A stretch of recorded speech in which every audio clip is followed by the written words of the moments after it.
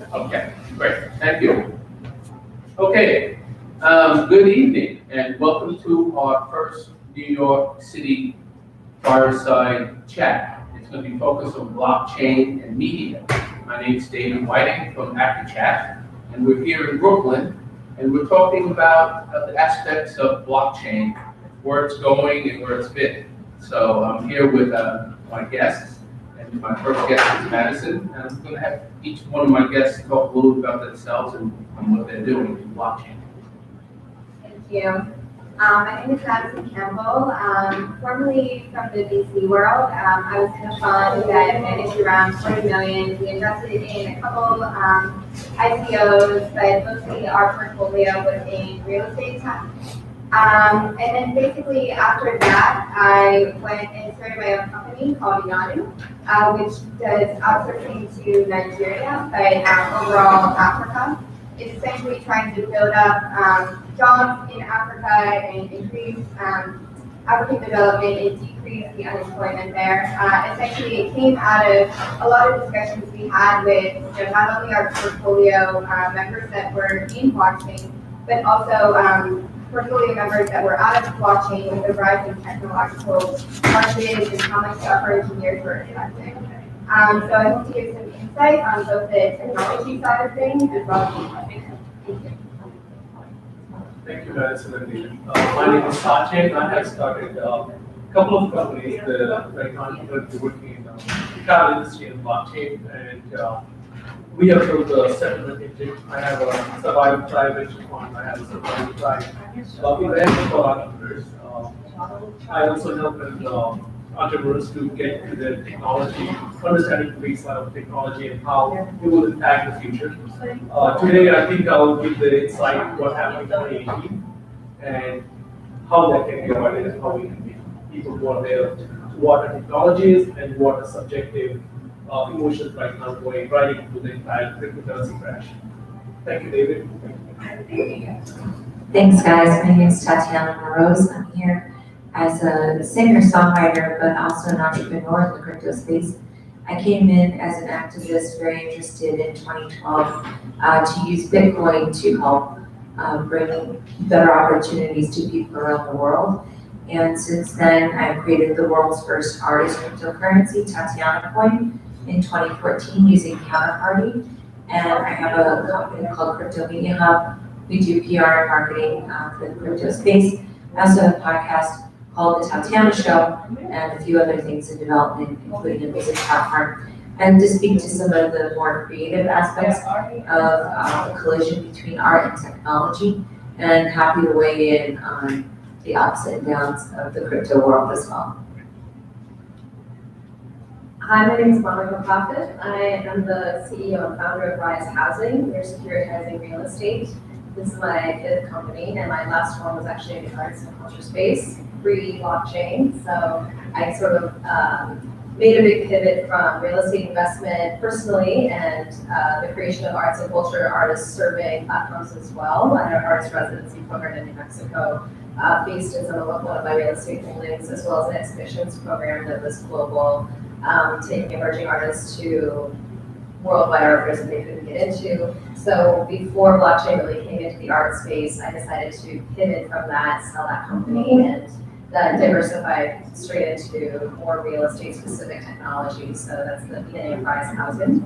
I'm also the author of Blockchain 101, a simple guide so that my family can finally know what I do. Because my cousins kept asking me, what is this blockchain thing? And I thought we need really simple ways to help people understand the new internet value. And so I wanted to bridge that gap. My mother recently read the book and finally now knows what I spend my time doing. So thank you. That's great. Thank you very much to all of you. So what we're doing right now, we're going to talk about 2018. It's been a crazy year in crypto and blockchain. A lot of things have been going on. The beginning of the year started off really hot. A lot of ICOs were coming out and they were making a lot of money, continuing from 2017 at pace. But then it seemed to be something happened in the middle of the summer and it slowed down. There's a lot of reasons that could be the case. So we'll go into a little bit of what your thoughts are. I'll give a little bit of what my opinions are also. I think maybe some of it's a little bit of SEC, a little bit of the wariness of companies who just took a lot of money in 2017, and there was a lot of scams, and a lot of people took a lot of money. And then people wised up, some of the institutions and some of the other people came into the space and started doing a little bit more due diligence, and I think things slowed down. That's my own personal opinion, but I'll let you speak. So I think a lot of you guys will agree on this too. You know, like anything, whether you're in strict VC or you're investing in blockchain, you're making a risk, especially when it's an IP play, right? When it's not something tangible, you're always taking a risk. And funds themselves, or individual investors, are always looking for a bigger quick speed, right? Like since the creation of time, cavemen, we're probably like, oh, I'll sell you this rock and it'll be great and it'll be so much better, right? Like, and trying to get the raw self business up. And so, we're seeing ICOs, investors, and analysts, young millennials in trying to be like, we gotta get into this or we're going to lose out. We gotta push our money into this. We have to get on like the right side of innovation. And obviously a lot of that hype, sometimes has negative results. We really, really push, and sometimes a lot of individual investors didn't quite do their due diligence. They saw like, oh, I'm able to up and down, I'm able to get a really quick return. Why wouldn't I do this, right? And then, a lot of people, and you would see this in the VC world too, the founders didn't have the capabilities. There was runway valuation. You're stuck with a lot of money. Blockchain developers are really, really expensive. How are we supposed to pay them and pay an entire management staff and make up all this money? We can see it in any world. And it was just happening much more often in the ICO world because of the insane amount of money that was happening around. Obviously the SEC, has created a little bit more stability and for the long term. And we're going to talk about ICOs as a way of getting that tangible asset back to the investment. But overall, I think it was just one of those things that is a huge big hype. There was a huge big amount of interest towards it, and when you have that much, it hits a bubble, and then you kind of have to get back. Thank you. It was a great perspective. I have a little different take.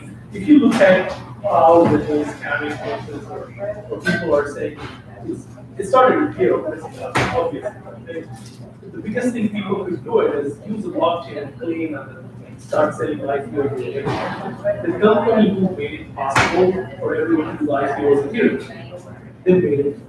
They built the entire infrastructure, which is so functionally usable and easy for all the other players to come in and claim blockchain space. And then they started working with it. So the whole thing got escalated. And I will go back. If you look at the history, Ethereum has given us a huge, amazing potential platform to really go and ICO and create their own coins. But I think they should have given that access to a lot of people, because that became the disadvantage of Ethereum now. And they are the one who's going to be responsible. Because it was somewhere around $1,200 a year ago, and now they're at $90. It's a that sort of a scam being pulled out by using their platform. So that's one theory right there.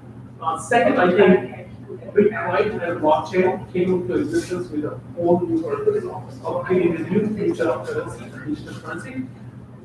But Ethereum came in with another brilliant idea of providing a smart contract which are trying to use digital currency. What people do, this is an amazing technology. People try to apply a wrong solution to the wrong problem, or right solution to the wrong problem. It's completely, I can see a lot of people are talking about healthcare and blockchain, and I'm like, okay, well, what are you going to do with it? It only solves the supply chain problem. It doesn't solve it. So every person I've in the last 16 months or 18 months who have no clue what the technology does, but they started claiming their own spot in the industry, and that goes with the investors, that goes with the fund managers, that goes with everywhere out there. Yes. So can you rephrase the question? Yeah, well, basically, what is your opinion? Why do you think from 2017, from the end of 2017 to the beginning of 2018, there was a lot of growth, there was a lot of coins, there was a lot of. Well, I think there's still a lot of, And it slowed down. Why do you think that happened? well, I think that there's still a lot of interest in the space. I mean, the price was due for a correction. Anytime it's gonna spike like that, it's going to do that, but on a personal level, I'm seeing a ton of interest in the space. The conferences are very well attended. There's a lot of institutional interest. I think it's unfortunate to see some innovation driven outside of the US. I'm a big fan of the ICO. I think that there were some scams, but I mean, the casino is a scam. It doesn't mean that people don't like to go to the casino. It's unfortunate that it sort of gets a bad rap. And now we're seeing a lot of interest in having government regulation. From a certain practical perspective, you need a regulatory framework in order to innovate in this country. From a innovation loving perspective, that doesn't necessarily help. Just trying to do a project around music, having regulations in place has made it quite difficult. So, I mean, even though the price is down, I think the industry is booming. I don't know a single person that thinks in the long term that it's not going to grow. So when people look at the space, yeah, maybe the price went down, and it is unfortunate. And I would actually probably attribute the continuing tumbling because there's a bunch of degenerate gamblers called hodlers in the business that didn't properly assign their funding. But in the long term, I think it's all good stuff, and people need to learn these hard lessons, including the hodlers. Yeah, then you have to weed out all the bad actors, so those bad actors are getting out, and now the institutions are coming in. Well, I'm sorry, I wanted to say one other thing. With the institutions coming in, I don't always think that that's a good thing. I think a lot of times what I found frustrating as an old school crypto person is a lot of people that are very good in their fields that come into crypto for 3 to 6 months, and just because they were hotshots in their field, they think that now, because they read a couple paragraphs about blockchain, they know everything, and that's really detrimental. It kind of kills the vibe a little bit for the innovators as well, so. Yeah. Mixed bag. I agree 100%. I'm not saying I'm a huge fan of the ICO and just a blanket statement. I understand, as you're saying, there's a lot of scams out there. There was so much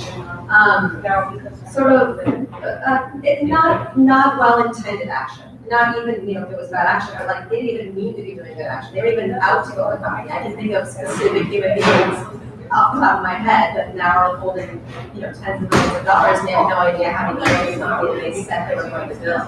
And there are a lot of people in South Korea specifically that are just like, whoops, we bought a token for a thing, and that's a scam. That's definitely not well-intended action in the market. And there should be consequences to that to some degree, but also there's a funny balance there because with too much preemptive engagement from a regulatory standpoint, you can end up squashing innovation. So it is tough. At the same time, I think that we all have a chance now to really drive more conversation around what regulations should be, what the right protections for individual investors should look like. I mean, we look at the environment in which a lot of the protections that we currently have in the United States came out of the wake of the Great Depression.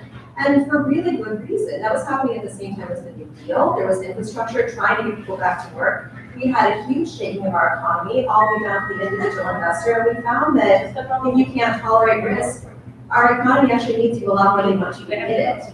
So if there's going to be risk to be taken, it has to be by someone who's not going to literally be pulling their belt one way tighter. That was it's a hard time in our country. Not any of us were alive to remember it, but let's not forget where this came from. So now that we have a chance to be determining a new internet of value in these new economies, both micro and macro economies, I think it's time we take a chance, take the opportunity to take what was the best of that protectivism and the intention behind that, and just rework it so that we can get the best out of it but leave the rest behind. There are a lot of opportunities for individual investors, but I love the ICO for that opportunity. And it is unfortunate that as an innovator, we have to go overseas to raise money. That is not the American way that I think was along was happening, and these regulations were first invented and thought up. At the same time, though, we have, I think, a lot more due diligence to do as innovators to lead those legislative discussions and those regulatory decisions. Yes, thank you. I agree with a lot of that. And a lot of it is, there's a disconnect also. And we looking at the innovators, and the people who are innovators and the creative people, and they really have the minds, and they really know what they want to do with the technology. That gap is between the people who have the money, and they're trying to get the money from the people, trying to get the people with the capital to understand what they're doing. Now, they did come up with the mechanism, like you talked about Ethereum and the coins, and that mechanism was there, and that's great. But then some people took advantage of that system, and now I think the United States is a little bit behind in some of the regulations. Everyone is going to Malta, and everyone's going to all different countries around the world, and we're getting left back. So with this innovation that's coming, and between the innovation and the investors, what do you think we can really move forward in 2019?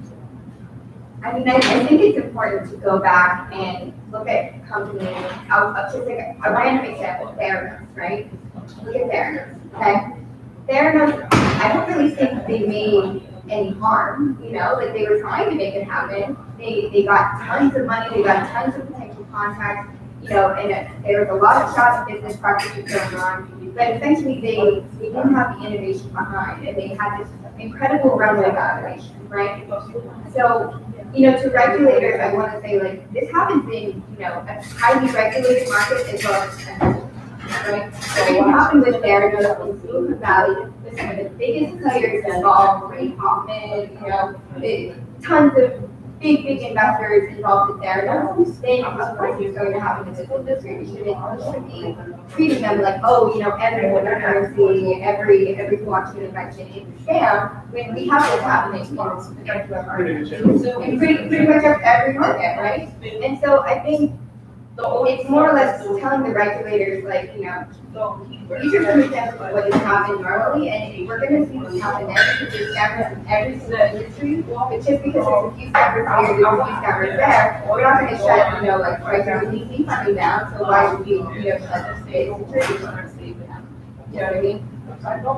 Well, definitely, I agree with all of you in that terms, but I have this point of view. I'm looking at it.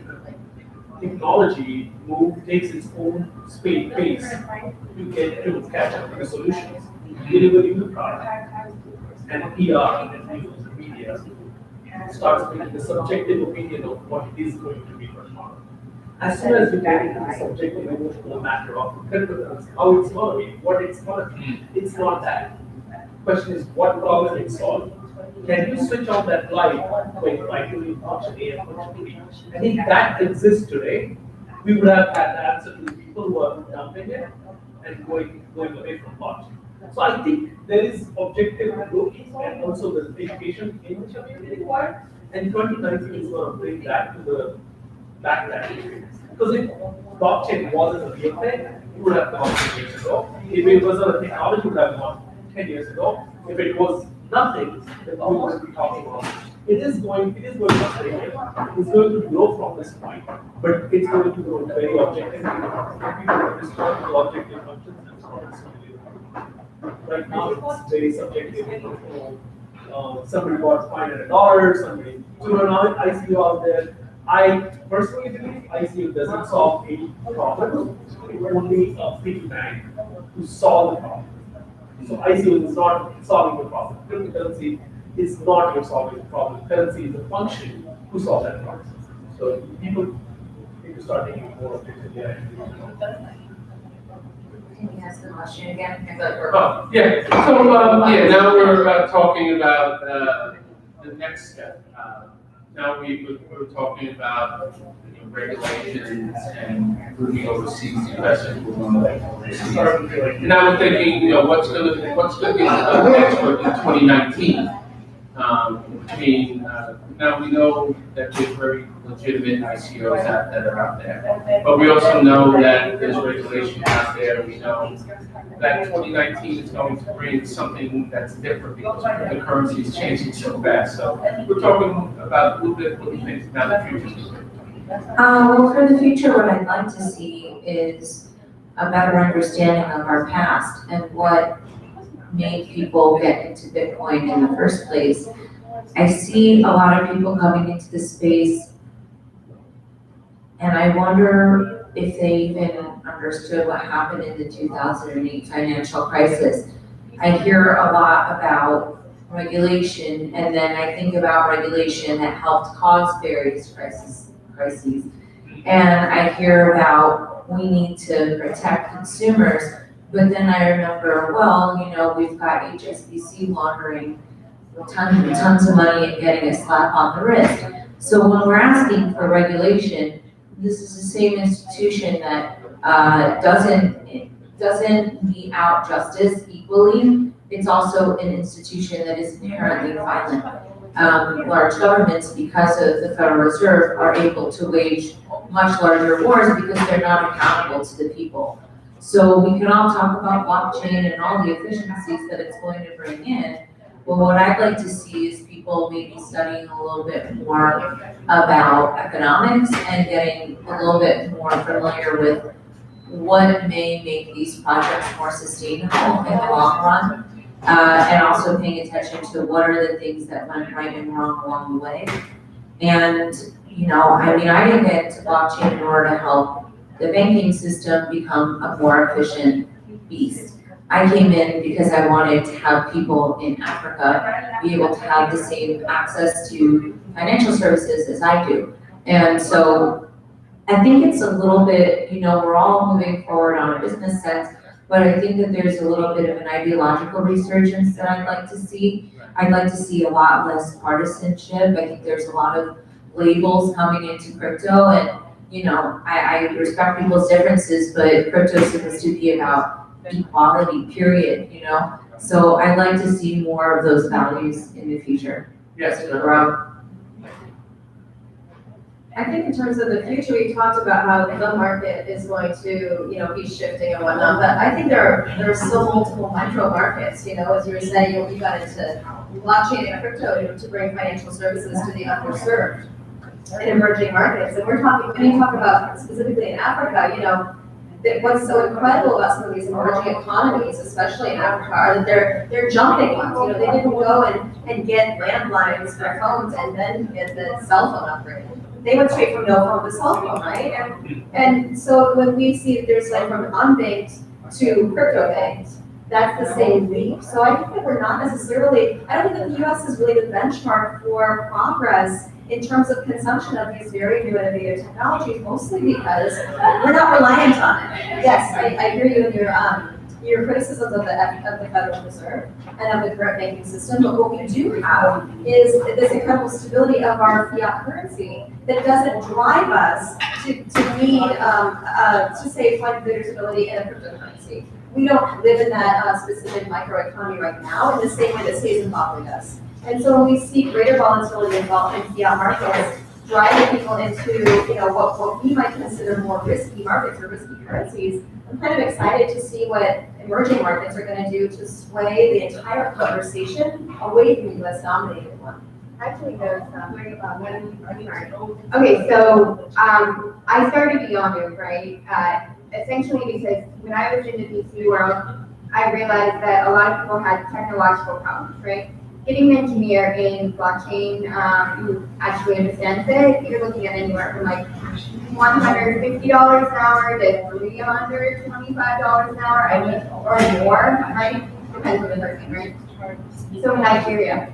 So I do most of my work in Nigeria, in Cote d'Ivoire, we're going into Tanzania, things like that. Nigeria recently, the Bank of Nigeria is trying to integrate blockchain, right? But what's really interesting is, you know, you talk about the political balance. So while cryptocurrency is going to be really, really great in the developing world, and it can basically shift this, and it will make merchants a lot better, right? So right now, I can't pay people with PayPal. PayPal is blocked in Nigeria.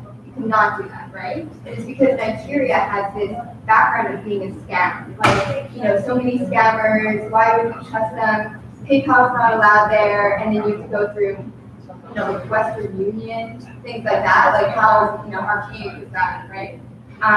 Where blockchain could basically fix all of that. We end up spending 10 times more money just doing the conversion to try to get it in their bank. But one of the things that we're having in terms of problems is just fighting back from the government, right?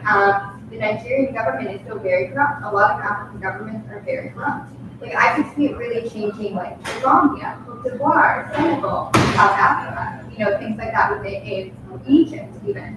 But, you're looking at the countries that are most developing in Western Africa and Northern Africa, things like that. It's going to be very difficult because of how corrupt the government is. And so, while regulators here are, kind of taking down innovation, being able to make that huge, big shift is going to take a lot of manpower.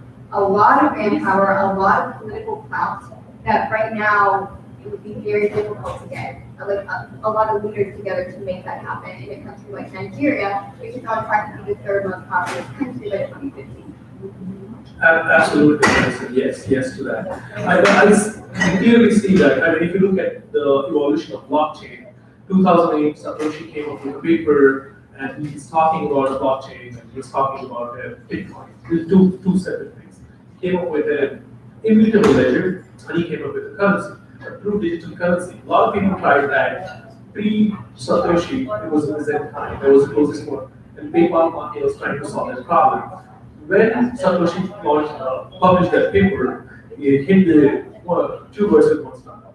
And it's basically going to be a decentralized currency adopted by the authority or the government, which are more people will start adopting these currencies, which are more open, more decentralized, and more transparent than the other cases. So the Reserve Bank. Absolutely.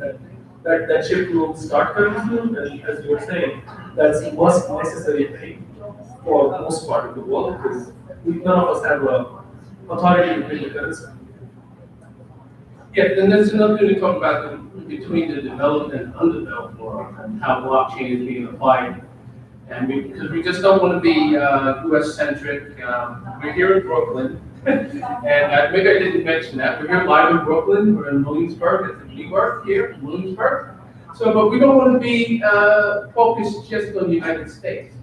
So I'm going to talk a little bit more about the global aspect of blockchain and what it's doing. So I want to ask you guys a question, right? We're all talking about blockchain and business, but then you've got a country like Saudi Arabia, right? Everybody's like, oh, the boogeyman. Not that our foreign policy is some big throw, but we all agree Saudi Arabia is really bad. What about when they start using blockchain? Or when China, who's now doing this social stuff, I mean, when you start talking about regulation, that's what I think about. I'm like, oh yeah, it starts out all simple. But then all of a sudden you've got Saudi coin, and now nobody's ever going to leave that system, period. It has great potential for good, but then it also has a lot of potential for bad. So when you think about who has the authority to print a coin, I'm not sure that I want them to have the authority, because they don't seem to be doing a very good job with that so far. Do you guys have any thoughts on potentially, harmful governments using blockchain? Can we stop them? Yeah, well, I think it's not more of printing the currency, it's more of adoption. People will adopt what they like and what they believe in. The government will try to enforce it, but that's not the game of it. Is that like Venezuela? Venezuela or Souths will, a lot of countries will come out victorious, a lot of currency will come out victorious out of this whole shape. And I'll go back to China and people who have early adopted cryptocurrency in the early stage. The reason is, if you look at 2008-9 and post-2009, post-recession, we had this big bubble started bursting in Europe. Portuguese, Greece, Italy, Spain, all the economies started going down. Same happened in China. China went to a big snag in 2014 and 13. So people, the rich Chinese people have decided, right? Okay. Does this work? Yeah. Okay. Well, so most of the rich affluent Chinese communities started parking their money in Bitcoin and cryptocurrency. And Bitcoin shoot up in value with that because they can move that money across the border and government can reach it. So as soon as they know every person who can invest in the crypto, the government can't touch my money, can't touch my wealth, we're going to go after that. I think that's going to be the solution. Okay. Okay. Yes. Yes, okay, thank you. Yeah, maybe just add one part. Okay, thank you, that's good. Okay, thank you. Yeah, so basically, we want to talk about the aspects of international and what China's doing, what some of the other countries are doing. Now, there's a difference between the developing nations like the United States. We're not really using cryptocurrency in the same way as the undeveloped nations are. The undeveloped nations are using it, like you said, like Venezuela, they're replacing the currency. But over here in the United States, we're just using it for speculation, investments, and different types of aspects. And some are social good and different aspects like that. But what do you think with 2019 coming up and with the aspects, and I'll go back to Monica, what do you think about the developing countries and what they're going to do with cryptocurrency as compared to the United States? I think that we're pretty much in agreement that the adoption rate there is much higher for multiple market reasons. And in 2019, we're going to see a lot more actual applications and use cases coming out of blockchain itself and crypto coming with that. In terms of the speculative market, I'm really not that interested. This idea that crypto's in a free fall does not interest me. Yes, I bought. Yes, some of my investments have gone down, some have gone up. I didn't get involved in crypto to become some new speculator, and I never was a candlestick watcher. So I knew better than to try my hand at day trading. I know better than to try my hand at day trading in Apple and Amazon too. So I'm not really interested in talking about this as a speculative investment. If it is that for somebody, they're trying their hand at day trading, and may the best man win. I don't know a lot of people that have done a whole lot better than well-seasoned fund managers in any market. So rather than become that person who tries to learn every last tiny new development of this emerging currency that is, or the emerging economy that's happening so quickly, and the technologies that are driving it, I would rather just focus on the technology applications that I'm passionate about, and what I see are the best use cases coming out of that vertical that are doing the best for social good for the planet. Whether it's a matter of pushing back on regulation, creating new opportunities for the individual investor, and for me, I think the real future of the economy is coming from the fact that we're going to have, with cryptocurrency and with blockchain applications, we're going to have more entry points to every market, every vertical for the individual investor. And when I think about capitalism as we could imagine it, we don't actually see it in its true state. We see it in a state that is really reflective of most of the wealth in the hands of very few people and very few players. So we don't even know what democracy, in terms of true participation on global level or even a societal level, looks like within the context of capitalism. We know what it looks like, and basically this holdover from the monarchy era. We know what it's like to see a few kings trading major assets and the rest of us scrambling for breadcrumbs. And as long as we keep the working class feeling, some from the middle class, and the middle class looking down on the working class, then it looks like everybody who's actually in the breadcrumb department is never going to look up and realize we'll never have a castle. And that is something that you can get upset about on an ethical or moral standpoint, but I put my activism hat away a while ago because I don't want to hold a sign up that someone already knows and expects me to hold while everyone's doing it. Yes, I'll add my body to the swell of people in a march. That is still important. I'm just a human being. But I think I can leverage a use case to help for greater entry points to a global marketplace that's truly going to see capitalism hopefully turned and used for more voices to be stewarding our assets and to be benefiting from the profits of them. I have a question for Pam. How many of you believe that Bitcoin can go to zero, or Ethereum, all the cryptocurrencies can become zero? Bitcoin has value as worth to people, so it's not going to go to zero. Looking what we were just talking about a little bit now, the schism between people who are looking at this for technology and people who are looking at it for the benefit of finance. I think one of the reasons why Bitcoin went down during this year was because the futures and all the futures were allowed to come in on the Bitcoin futures. Once the Bitcoin futures and the speculators came in, that affected the price of Bitcoin and the speculation came in. But I really believe that, looking at Bitcoin and looking that it won't go down to zero because even all the speculators are trying to drive it down, but they won't be able to. Because there's value there and there's the technology behind it, behind the coins. You had something, okay. So, I think we can look at the rise of Bitcoin and the fall of Bitcoin with media, right? So, I remember last year, one of the analysts that worked with the fund was all day on YouTube with this speculator called it was like Bitcoin Tom or something like that. It was like Bitcoin Jerry is, telling you the future of what to invest in. And he'd be like, oh, we have to do this. Like, this is where we have to put our stuff. And I would see like things rise and fall, like with the media and like whenever the guy Litecoin left, whenever he left his job and was focusing on Litecoin, how that raised. And so, Bitcoin, in my opinion, can't drop to zero because the media has already been trying to tarnish it, right? So if it wanted to drop to zero, it would have dropped to zero. And for it to rise too, it's going to be very heavily not only in the technology, not only in kind of doing our due diligence internally, but also on the media, seeing the benefits and convincing them of the benefits. Because this currency is it shifts with, what is currently trending on Twitter, or, this person left a job and now he's going to really focus on the, technology behind Bitcoin or something like that. So, it's a combination of looking at the media, trying to determine how we can produce the right media and stopping, speculators, right? Or Bitcoin Tom who's saying don't invest here, do this, or a guy at JP Morgan who's like, oh, I know better, you should be investing here.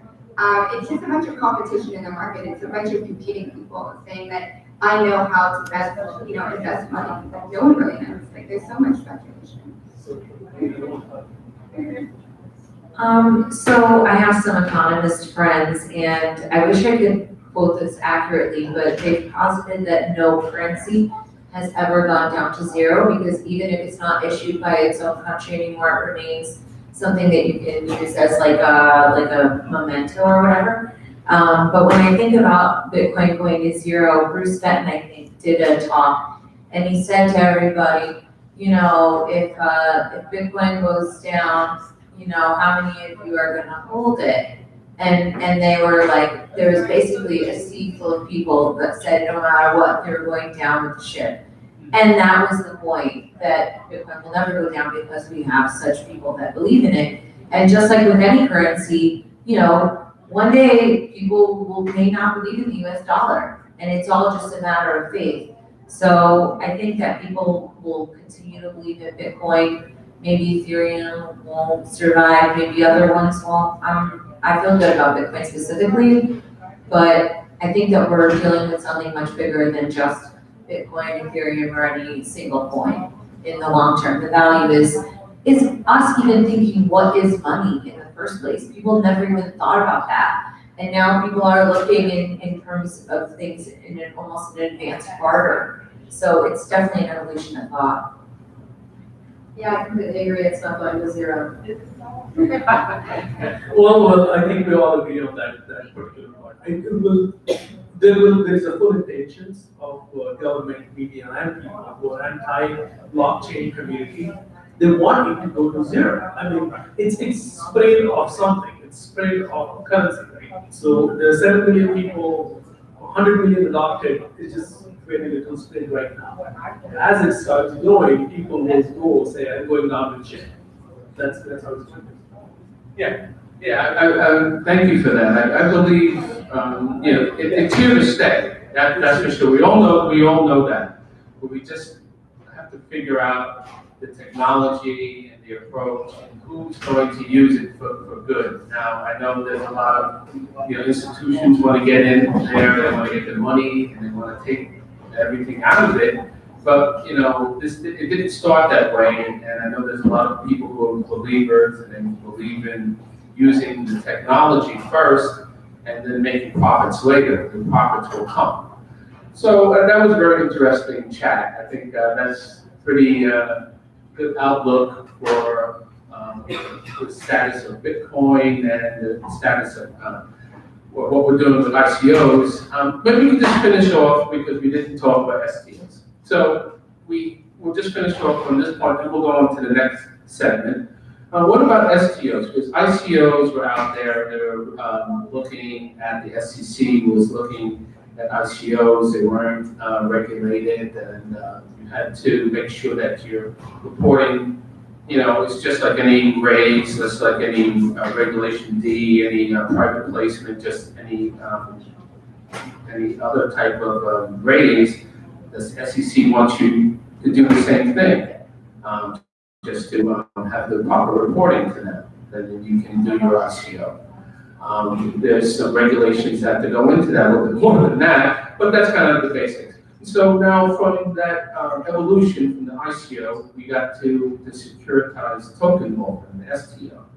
So that made the institutions and the broker-dealers and made the fund administrators, the VCs, a little bit more comfortable with doing due diligence. So the STO is here. And what do you think about the STO? And what do you think it has, what's its place? And what do you think the future of it is? So I think STOs, while they represent something tangible, which to an investor feels a lot better, it's not really great for innovation, which I'm sure you guys would agree with. When you put process onto anybody who's a visionary, that's usually bad. Like when you overwhelm, if you were to overwhelm Elon Musk with process over and over, he probably would not be trying to get to Mars, And I just see STOs as the new hype, right? I think ICOs are going to be something that carries us through because innovation forward is something that is something that we drive technology with. And the technology in ICOs and believing in a specific entrepreneur and what they're doing, even though the technology may come 5 years later, 10 years down the line, believing in that value is something way more important. And the STOs is first off, there's not really many people other than just talking about it. It's a new thing to talk about, but not really creating plans to do it. There's a scooter company, right? That are trying to raise 125. Did they raise it? Was it 125 million or something like that? Yeah, a scooter company. Yeah. Yeah, and I keep up with the use cases of people talking about STOs, and it just doesn't seem like the same type of innovating that we were doing when we were talking about STOs, or STOs versus ICOs. Well, I see it's just an instrument or vehicle to get from point A to point B. STOs, fine. You want to call it STOs instead of ICOs, fine. You want to regulate it, it's fine. The risks will remain the same. So anyone who is investing in whether STO or ICO or heavily backed and approved by SEC, SEC has no knowledge of how business gives the profit. SEC is in business to protect their investors. They're going to say, okay, this is the way someone should offer their tokens, coins, and anyone who is buying them, they have to do their own due diligence. So it's just a simple instrument and vehicle. Instead of shares, you get an STO. Instead of something else, you get this. With liquidity, you get that. But doesn't that any real value in the process? I feel like every 3 to 6 months there's a new name for the ICO and then they try and repackage it. I just don't care. I feel like it's gonna change. People are gonna do whatever they want. If people end up being too restricted here, they're gonna go to other countries. When I hear about regulation getting involved, I just hear about walls being put up for the small guy. And I just don't understand why the small guy can give thousands of dollars to the lotto can give over tens of thousands of dollars in Vegas, but when there's a business opportunity, all of a sudden they need all these protections. And I'm under the impression that I don't need a babysitter. And it's unfortunate when people lose money, but nobody showed up at their house and said, you better give me this money or else. They made that decision, grow up, sucks you lost your money, make a better investment next time. And I think that that's a better way to teach people in the first place. It's a hard lesson, but tough luck. Because you're gonna lose a lot of other opportunities, because then you're gonna get in the nanny state, and then you're not gonna have any other options. And also incidentally, like the industry itself can respond more quickly to some of the pressures. It's not a good look for the industry when people get ripped off. So we have an impetus an incentive to mitigate those problems internally. I think that we would do a better job. I agree with you. I think this whole STO repackaging, I understand there is somewhat of a true difference in ICO as it was envisioned even, 10 months ago, and what an STO is now regulated to be. I get that. But I also just don't care. I really don't. At this point, you have a conversation with a retail investor. You want to use ICO, you go overseas, you have to talk to them, you have to translate all of your stuff into their language, and you have to hope that they give you their money. If you want to talk to a VC, you have to speak their language, you got to show them your cap table, you have to make them feel pretty, and you have to date them and show a little shoulder without seeming eager, like you're actually just asking for money. You have an idea, and you're asking for money. Whatever conversation you want to throw a coin into that STO, fine. You think that you can speak that language? It's like, you're going to speak Russian and French at the same time. Like, fine, feel free, but you're just asking for money.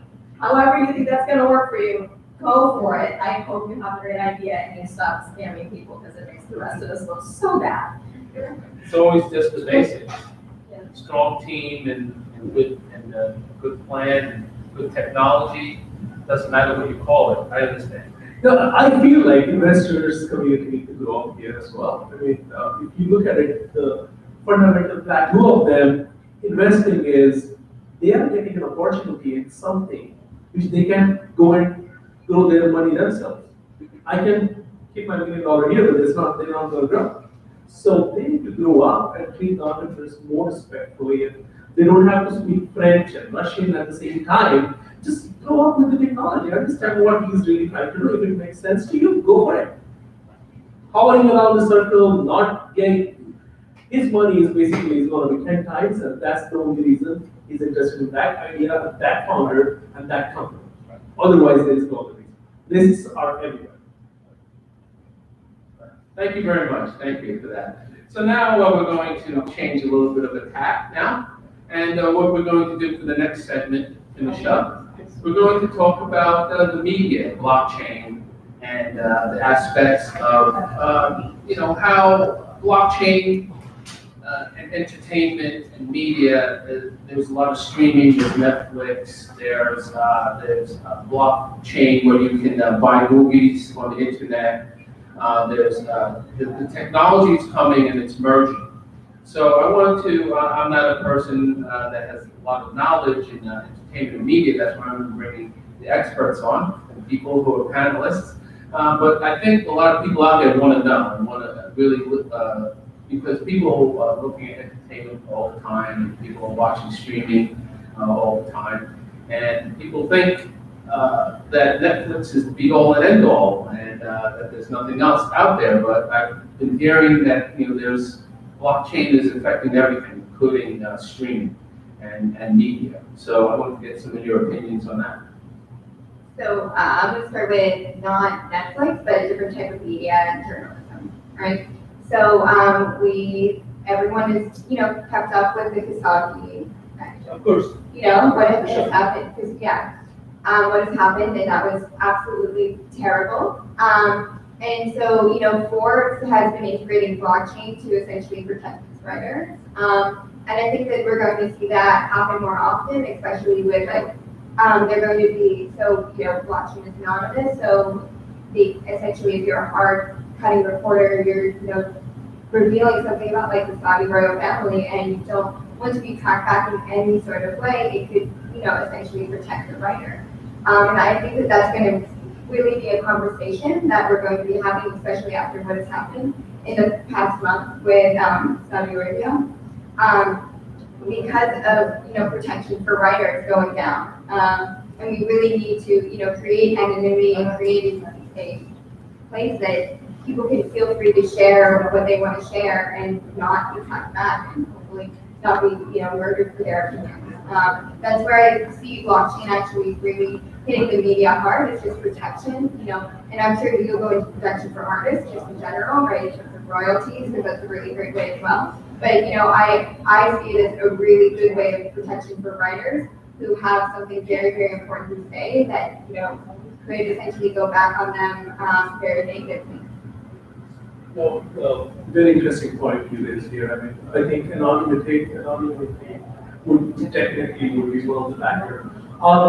I have a small take on media and arts, and I think the production companies doesn't do the justice to the best-selling media and content out there, and that will change with blockchain. So let's say you produce a TV show, or you produce a podcast or something, you don't have data how many people actually listen to it. Those numbers can be easily manipulated. And all your royalties or all your money is based on when this content was generated and how many times it's been seen. So if that gets placed on the blockchain as soon as it's been generated, so you have a copy, which is or audit ledger, which is recording every single move of that particular content. That's where I think blockchain will play a huge role. Netflix will start paying more money to the people who really create amazing content. Otherwise, they cannot go and just publish it on their own because they don't need anyone. I think the idea of fake news is really hilarious, because I was, in 2008, I was a big supporter of Ron Paul. Whether or not you like Ron Paul, it's irrelevant. Ron Paul had 4,000 or 5,000 people at different rallies, from the left, from the right, holding hands. And when you heard it reported in the news, like a couple hundred people showed up for some guy, and this is the reporting. Now you've got Trump, who's saying fake news, which is entertaining because on the one hand, he starts out saying WikiLeaks, and I'm down with WikiLeaks. Fake news is a real thing, but now it's almost become something that the state is using to label questioning of the state. So the line between propaganda and then the propaganda of different activist groups that are sort of motivated. I mean, Antifa has their own line of things that are kind of acting kind of fascist. You've got some people on the right, and they're a little bit out of the whack. So what constitutes fake news is sort of an interesting time. And when you have people able to post anonymously, that's great. But then how do you know what their qualifications are, what their motivations are? When you think about the deep web, people talk about all the bad things that go on the deep web. But what also happens on the deep web is you have a lot of political dissidents. And they're known as terrorists and bad people, but are they? It depends on, the viewpoint. So blockchain interacting there is really, really interesting. And I've taken a lot of my music over the time to actually talk about that. So I have a song called Make a YouTube Video that I made because people would argue, and now you've got YouTube, and now you can make a YouTube video and prove your point, and I think that that's really exciting.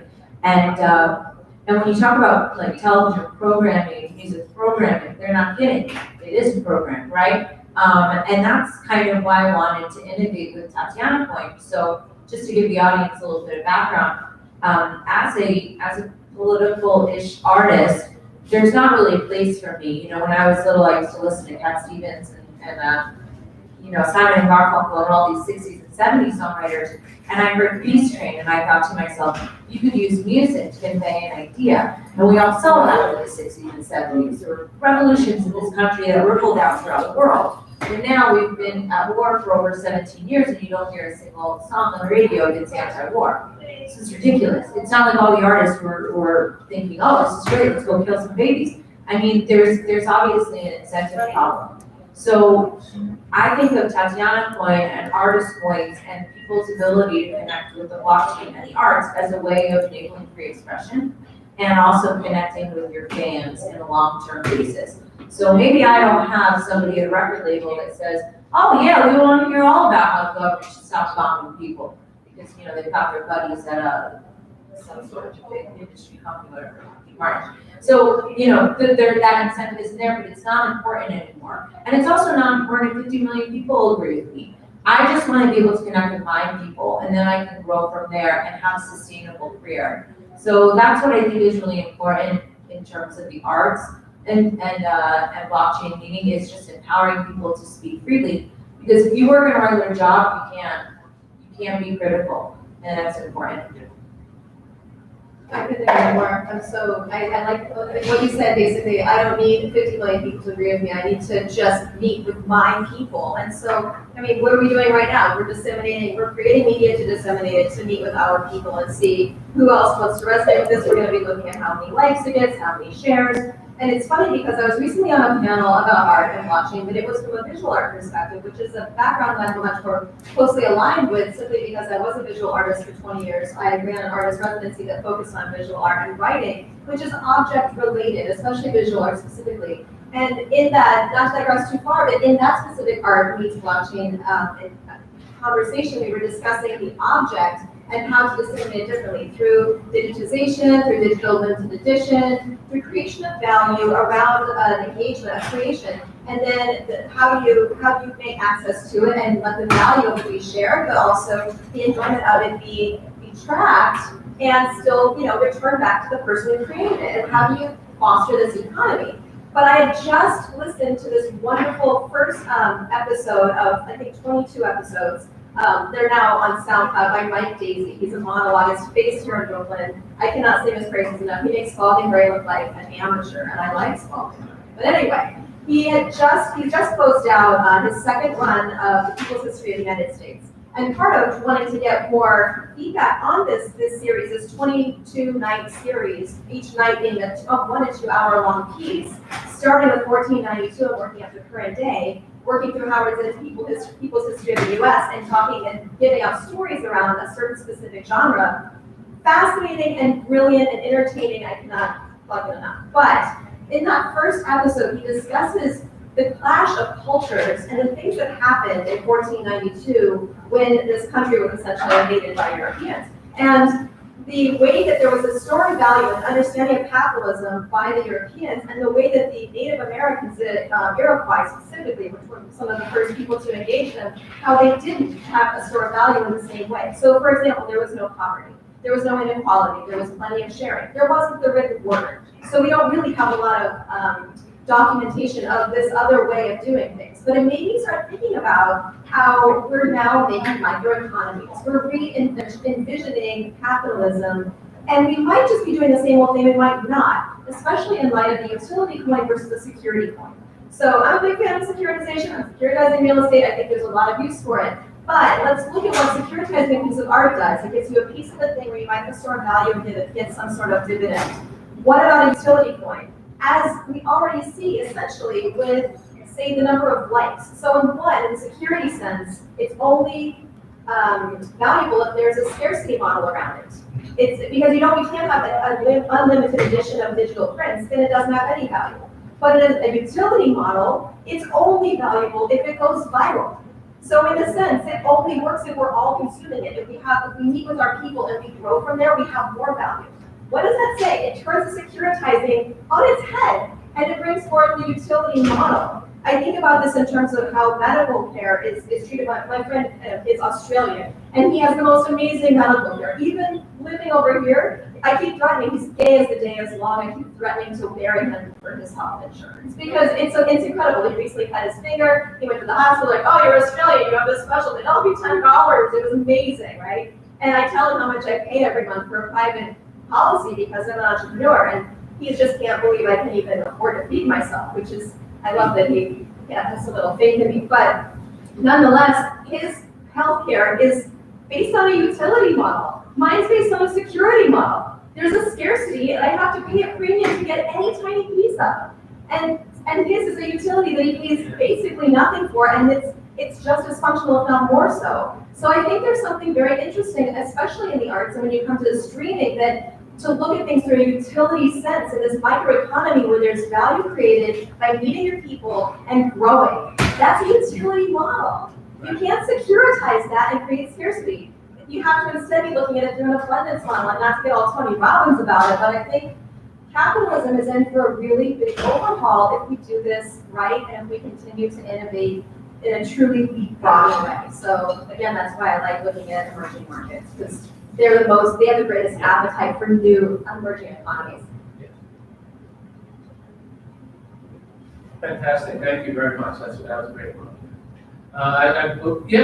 Because a lot of people, and like you're talking about, everybody's talking about securitized coins, nobody's talking about utility coins. Everybody tries to take utility coin and see if they can twist it back into a security coin, even if it's not. So I know where you're coming from, and right, and that's what we were talking about in the beginning, talking about what is the value, because it's not just money, it's not just financial, there's technology and there's usefulness in blockchain, and that is not tangible and you just can't count it in coins. You just don't want to have everything as a coin. There's usefulness for that, but not in every sense.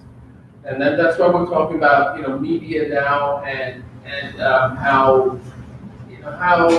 the aspects of having entertainment and the different type of aspects, and that's very interesting what you're talking about also. And like you said, that has nothing to do with the coin, that's protecting the human life.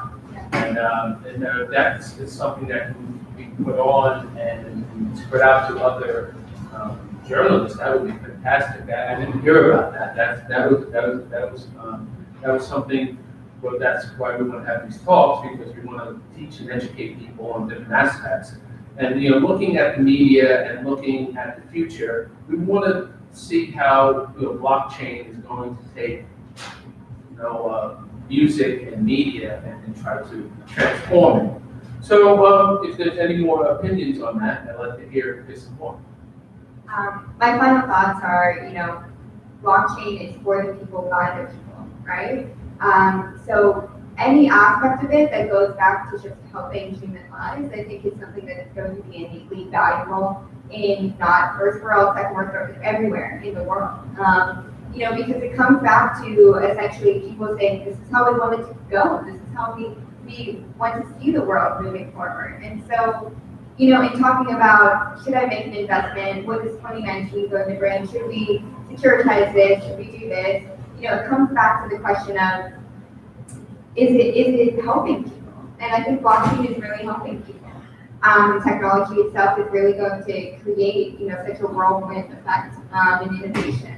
And so, a lot of VCs already, fund managers, they invest with their heart, they invest in something they're passionate about.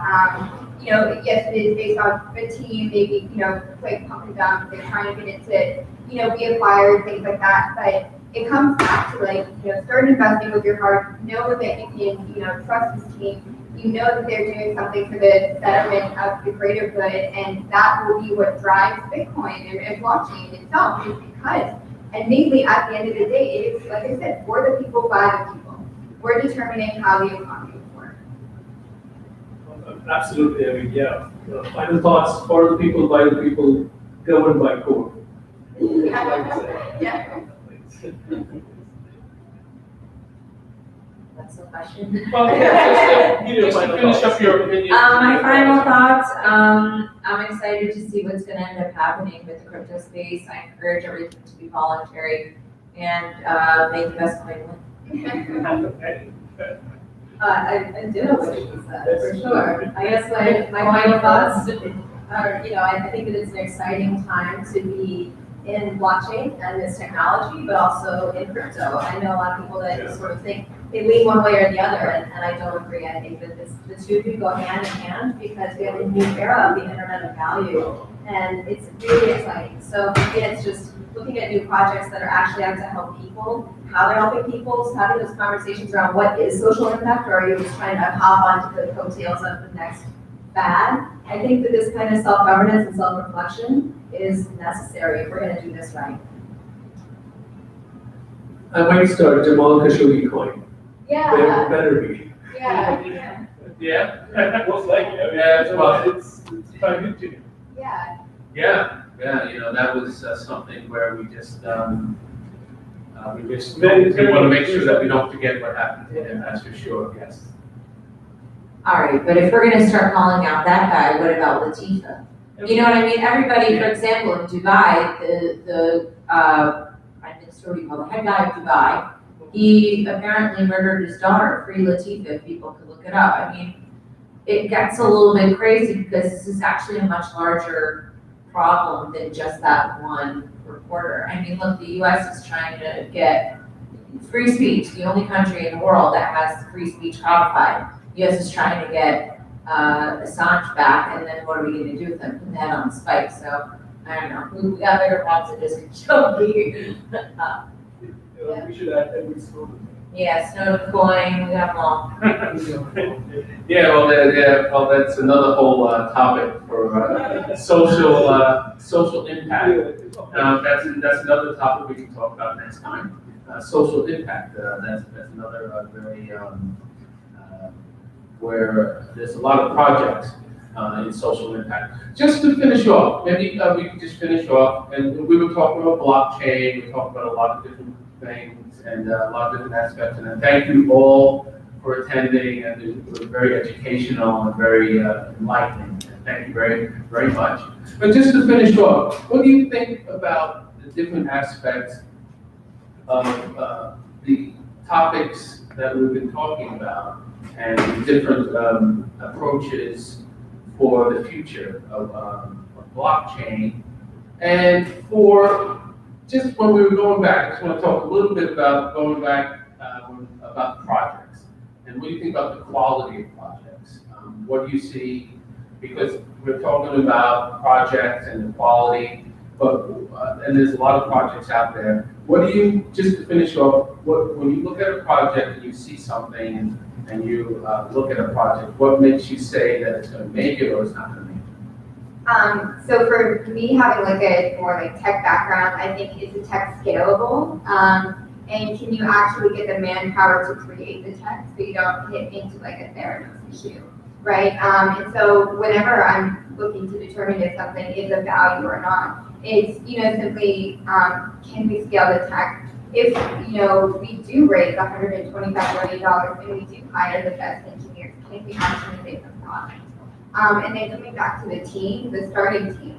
So you have a great starting team. Can that starting team actually go out and get the manpower to make something happen? And I think it's you have to think about, investing in an ICO, like, who is the starting team? If we do invest in this and give, tons of hundreds of millions of dollars, can they scale that? But it's like anything else, You're even small investments of like 50K on Shark Tank, they're looking like, how can we scale this, and those people are facing the same issues that people are facing when they raise $125 million, and technology is hard. Finding good engineers is really, really hard. And people that really understand the space are very, very limited. So, as we improve education, I feel like a lot of these scaling issues will diminish a little bit because, more engineers will be inclined to be doing this so we can actually scale the right projects. And I guess you can finish up what you're doing now. Yeah.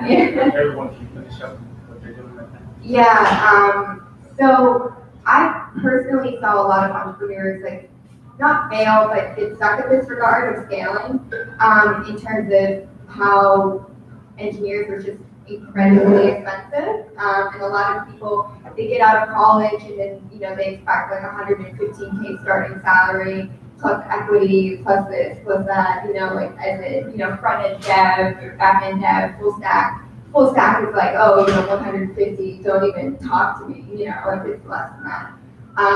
And so basically the work I started doing with Ianu is to go to Nigeria, who has amazing talent and amazing people who have not gotten the opportunity to join the global market and give them essentially that opportunity to join the global market and to be a part of what's going on in blockchain engineering.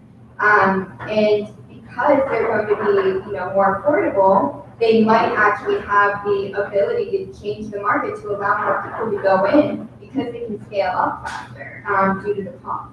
And not only in blockchain, but again, different other industries, because definitely startups face that problem of scaling up and getting really, really good talent to actually make their valuation worth it. Oh boy, so many projects, right? I see so many. I think we have to change the mentality of rewarding success as high as it looks like and punishing the failure. My personal thought, I would recommend jockeys, not horses. More than idea, you need a solid game to pull it through. Scalability, whether it's anything else, backyard, something went wrong, tech issues. You need a good team who knows how to pivot, experienced people who know what are the results of their actions. They are the ones, those are the projects they want to sustain, they'll go through it. It's not you raise 100 million, do you really need 100 million to do what? My first question, somebody saying, this company is going to be worth 100 million. I'm like, why it has to be worth 100 million? It can be just simple lifestyle business. It can be something like this. So projects will take off based on the founders and the jockeys. And what about yourself? Oh yes, so right now, in fact, it's today's news, we built the world's fastest settlement engine for the payment transactions. It's scalable, and we are implementing right now in travel industry. Let's say 4 of us, 5 of us, or all everybody's audience, we have a smart contract, and party A, B, C, D receives supposed to receive the payment upon the transaction at particular value and time. My company, WinTravelX, Xenia, takes care of the settlement process seamlessly, and that's what we built, and it's non-existent right now anywhere else. That's great. Well, I'm excited to see where the tech is gonna take us. But while that's going on, I mean, for me, I wanna focus on telling the stories of the community. I've never thought I would end up in finance or technology, but I certainly have a lot of inspiration in this space, especially musically, which is totally bizarre. But I mean, crypto's very rock and roll. It's a decentralized world, and for me, I think I just want to see people remembering why we got into this and not getting too carried away with the price or how rich we're going to be or our Lambos. And then on a personal level, if people want to connect with me, they can go to the TatianaShow.com. They can follow my music at TatianaMoroz.com or check in with me at CryptoMediaHub.com. Connect there, yeah. Great. Yeah, I'm very excited for where the tech is going to take us, absolutely. I don't, as I said before, I don't really care that the crypto markets are depressed or correcting right now. It doesn't bother me in the least. In fact, it's great to see it get healthier. It's sort of like a little wildfire comes through, it's making the soil healthier for later. So I'm fine with that. I'm in it for the long haul.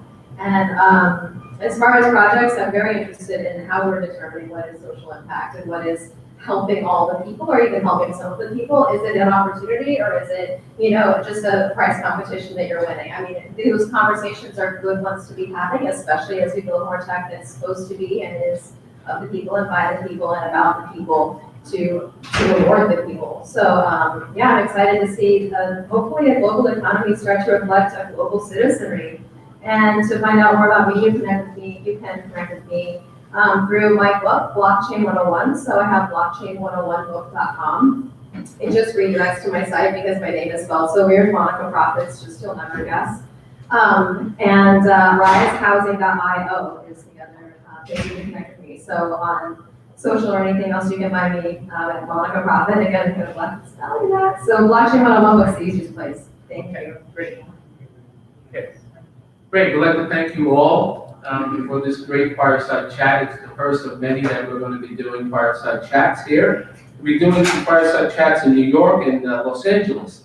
So we want to thank everyone here in Great Williamsburg. We're very welcoming here at WeWork. And we'll see you soon. Thank you very much.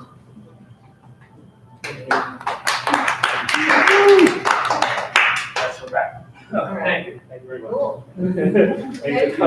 Thank you. Great job. Nice work. Very good. Thank you so Thank you very much. much. Appreciate it. Such a great audience. Thank you.